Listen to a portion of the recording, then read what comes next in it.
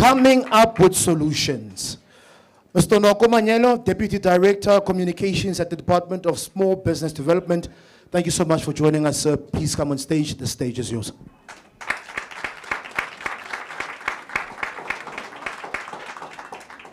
Thank you very much.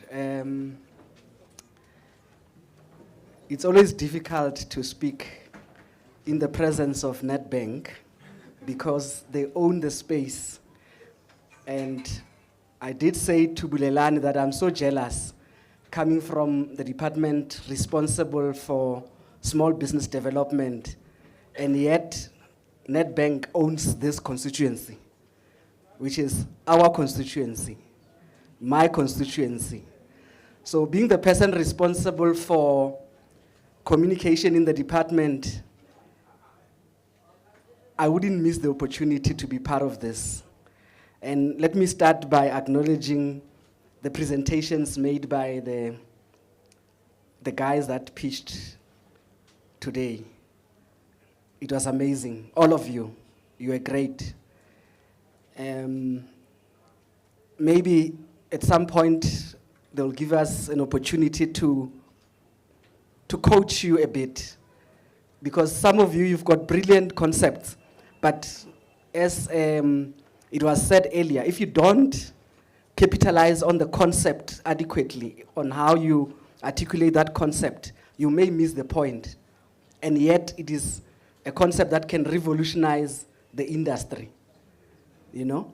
So let me speak about the Department of Small Business Development. I know we offer so many things, both financial and non-financial. So what do you want to hear first? Financial or non-financial?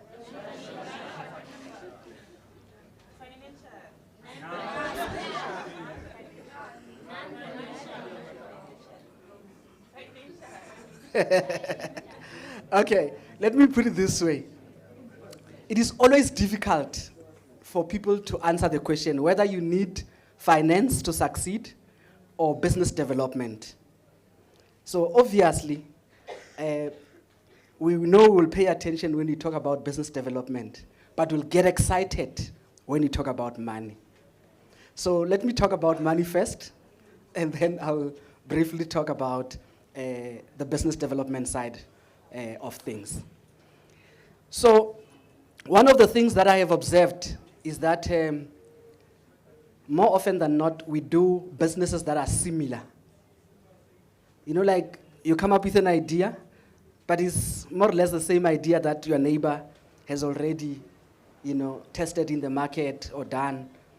And one of the other observations that I've made is that we want to own 100% of our businesses. Like you have a business and you want to own 100%, then you feel like you are the owner. But there is this trick that if you have 100% of a business that is worth 100,000, it means the value of your worth is limited to 100,000. Ne? Do you understand?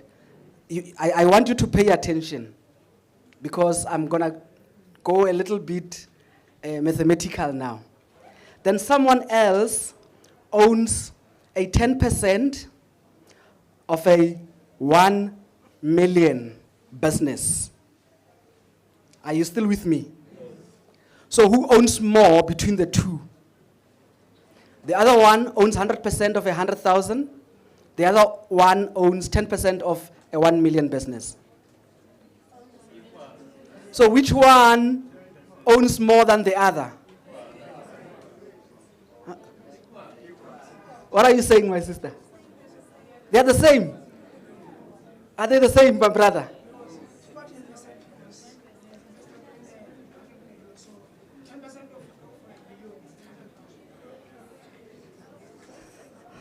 Is it the same thing? Is it not the same thing? I want somebody who speaks with confidence. Okay, let's hear you, my brother. I would say it's the same thing, because 10% of 1 million, it's 100,000. Okay. All right, I want somebody who says it's not the same. Who says it's not the same? You are saying it's not the same. You are also saying it's not the same. All right, let me put it differently. We have only 2 people that are saying it's not the same. Everybody else, okay, the third one is here. Everyone else we think is the same, ne?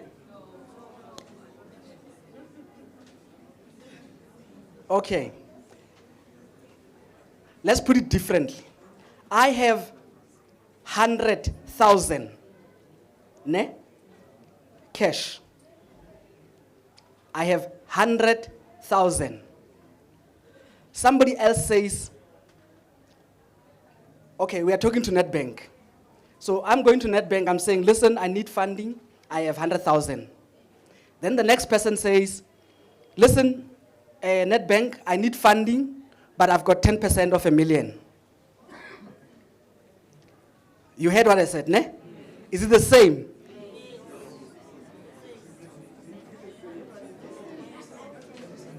Is it the same, my brother? This one is the same. The other one is not the same.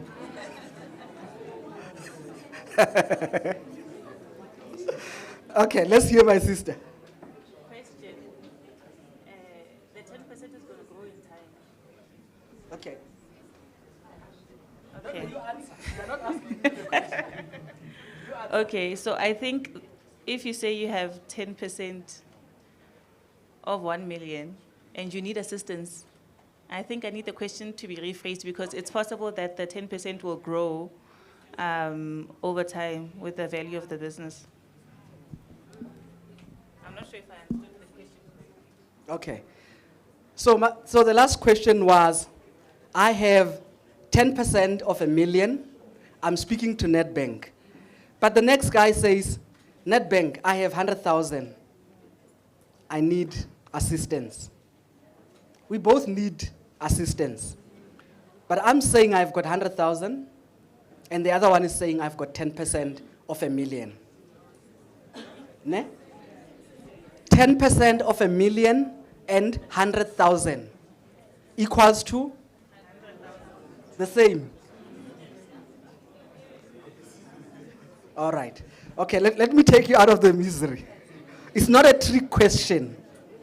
But the reality is, the 10% of $1 million, it's more than the 100,000.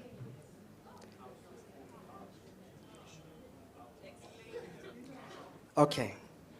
Yes. So there was a response in the potential. In business language, it's not mathematics. It's not 2 equals to 2. It is the potential of your business. So when you speak the business language, always demonstrate the potential. And that is why I wished we were coaching the ones that pitched here. Because I was going to tell them that we want to see the potential of your business. Because the projections comes from the potential. The more money you're gonna make comes from that potential. The more jobs that you're gonna create comes from that potential. Not just a good business, not just a good concept, but you must be able to illustrate. So when you say, I have 10% of $1 million, you are likely to say that the 10% can increase. Or even the million itself as the capital could increase. But when you speak about the 100,000, you are limiting yourself to the cash that you have in your pocket. So a person says, I have 10%. So in other words, maybe my wish is only if I had 15%. Only if I had 12% or even 20%. Sometimes, you know, when you apply for funding and they say, no, but there must be a commitment from your side. And they tell you in percentages. They don't say, no, put 100,000. They say, no. For what you want, if you can give us 20%, we'll take that as commitment from your side, isn't it? So it is always in percentage-wise. So I just wanted us to start thinking along those lines. But I'm talking about us owning 100% of nothing as compared to 1% of something. Are you still with me? You own 100% of nothing. You are the owner, 100%. You are the only one. But there is someone else who owns 1% of something. You get it? So sometimes we must know, like the taxi industry, the owner owns everything. All the taxis, I've got 8 taxis, they're all mine, 100%. But somebody goes into, I'm just giving an example, in a trucking business and owns 2% of the logistics company. But in value, you'd find that the 2% is greater than that 100%. You get it, ne? So don't always chase the 100% of everything. I think my brother here was talking about expansion. And you cannot expand, or my sister here was talking about expansion. And people want to focus, you cannot do well in expanding your business when you work alone. You need other people. But we need other people for different reasons. Now, let me tell you about a product that we have in the department that seeks to bring people together. And I think maybe I must mention that I was fortunate enough that, okay, I have 5 minutes. So I was fortunate enough to go to Spain, to Mondragon University, to learn about cooperatives. You know about cooperatives, ne? Then I came to a conclusion that no, the manner in which cooperatives were pitched, the model, the way it was pitched in South Africa, I think is wrong. Because if you ask about cooperatives, people will think elderly people. That is the first thing. People will think agriculture. That is the primary sector. You know, in Spain, cooperatives do automotives. You see the what you call these things, the exhaust systems, the batteries, the alternator, all these components of cars are made by cooperatives and by young people. Now imagine South Africa, we have so much high unemployment, and guess what? Amongst graduates. You know, if we can just call an imbizo of graduates, unemployed graduates, and we say, okay, all the ones that did law this side, all the ones that did accounting this side, all the ones that did science this side, and we bring them together. My brother here, he spoke about a hydropower plant that is running, which is in engineering. But imagine if he was to partner with a lawyer, and then an accountant, and then a finance person there, a marketing person there. They are all young people. They are all graduates. The business is bound to be successful. Definitely going to succeed. But if we don't do that, he's going to run the business alone. And he's going to try and be everything in the business. And when you try and do that, some of the areas are going to suffer. So quickly, because of time, for those that are running cooperatives, we give them a maximum grant of 2.5 million. You got it, grant. So we are now using a different model. It's called blended finance in the department when you apply. We give you a maximum of 15 million, maximum. It doesn't mean when you apply all the time you must put 15 million. My brother here runs an internet cafe, and then he's going to put an application and puts 15 million. And then when you start to, there is an adjudication committee. So when we go through the application and we check, what are you going to buy with 15 million? You find that it's, you see, so sometimes we must be relevant to our needs. If you ask somebody, how much do you need for you to start a business? No, I just need 5 million. Then I already know that is wrong. Or no, I just need 2 million. Why? It's because the figure has been rounded off. He says 5 million. Why is it not 4,335,000? Then I know it's correct. You have done your studies. There is a figure that you have put on each item, and when you put when you use your calculator at the end, it cannot always give you 5 million. You rounded it off in your mind, just like most of our, I almost said black people, but most of our people, when you ask them, what time is it now? What time is it now?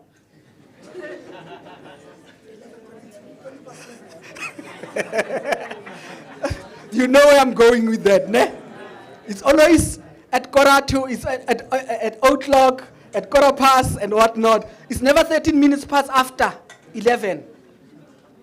So in essence, from the department, you can get funding for almost everything. All you need is that your plan must be thoroughly researched so that you convince us. I know that if you, okay, maybe let me explain this concept of blended finance. So with blended finance, it's a mixture of a grant and a loan. So if, let's say you apply for 100,000, we give you 100,000, but you pay back only 50,000. It's 50%. You get it? That is the blended finance model. I'm just explaining that quickly, ne? Because of time.